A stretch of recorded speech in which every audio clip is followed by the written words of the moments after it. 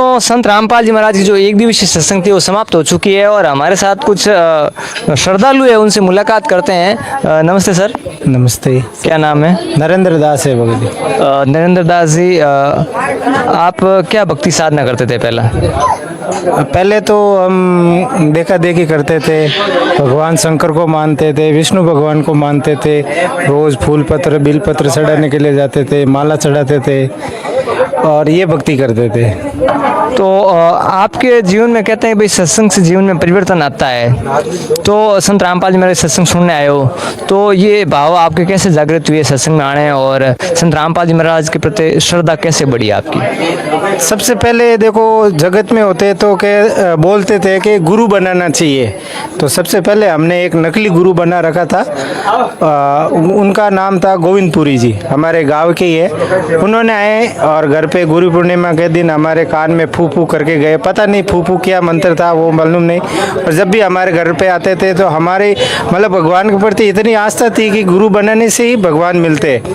फिर धीरे धीरे गुरु जी वो आते रहे, खाना आना खाते थे।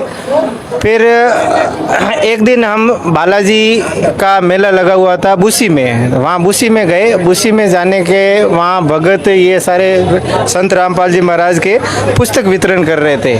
तो वहाँ एक भगत भाई और एक भगत माई मिली। वो बोली कि भगत जी आप ये सारी सेवा करते हो तो एक पुस्तक ले लो, 10-20 रुपए की है, 10 रुपए की है, ज्ञान गंगा। तो वो ज्ञान गंगा ली। फिर उनसे ज़्यादा ज्ञान चर्चा हुई कि भगवान कैसा है क्या है। तो उन्होंने सबसे पहले ये बताया कि गुरु करना चाहिए। तो मैंने बताया गुरु तो हमने कर लिए। बोले आप ऐसे गुरु नहीं, पूरा गुरु चाहिए। तो मैंने बोला पूरा गुरु कैसा होता है? तो उन्होंने हमारे को एक सीडी दी और एक पुस्तक दी। फिर हम वो सीडी और पुस्तक वहाँ का बालाजी का प्रसाद खा के घर पे आ गए। घर पे आने के बाद में हम शाम को मैं मेरी मम्मी पापा सब डिस्कशन करने लगे कि अगर पूरा गुरु होगा तो अपने को बुला देगा। वो बात आई और गई। फिर हम संत रामपाल जी महाराज की हमारे पापा जी वो सत्संग सुनने लग गए। सत्संग सुनते मालिक ने प्रेरणा की कि नाम उपदेश लेना चाहिए। तो हमारे मम्मी और पापा वहाँ हरियाणा गए। मालूम नहीं था कि यहाँ राजस्थान से हरियाणा किधर जाना है। फिर वो पुस्तक थी, वो पुस्तक के हिसाब से वो मैप देख के वहाँ तक वहाँ जाना है। उनको फ़ोन लगाया तो बोले जोधपुर से गाड़ी है, जोधपुर से गाड़ी से बैठ के वहाँ पहुँच जाएंगे। फिर जोधपुर से वहाँ बरवा। आपने कब लिया नाम उपदेश? मैं बता दो भगत जी।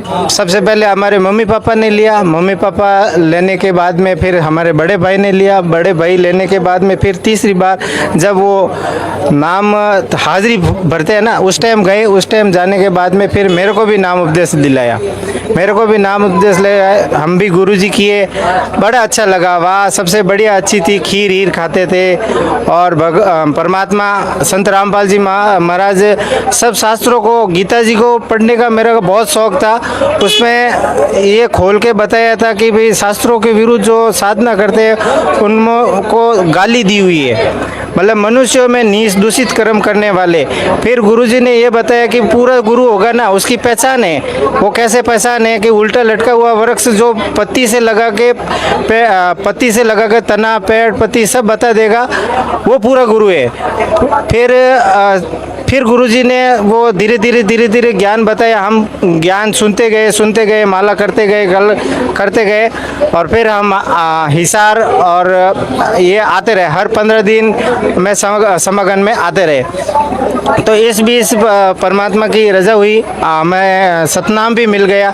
सतनाम मिलने के बाद में धीरे धीरे मालिक की भक्ति भी बढ़ती गई और बरवाला कांड हो गया था। आप परमात्मा किससे बोल रहे हैं बार बार? संत रामपाल जी महाराज को। वो तो एक टीचर है, आध्यात्मिक टीचर है, उनको आप परमात्मा क्यों बोलते हो? उसके क्या ये आम लोगों को ये भी खटकता है कि आप रामपाल जी को भगवान, एक इंसान को भगवान बैठे हो, ये भी लोगों के लिए खटकता है। ऐसा क्यों? भगत जी एक बात बताता हूँ, हम चौथी कक्षा में पढ़े थे। तो चौथी कक्षा के जो टीचर थे उन्होंने बताया था गुरु गोविंद दो बड़े काके लागू पाए, बलियारी गुरु आप रही गोविंद दियो बताए।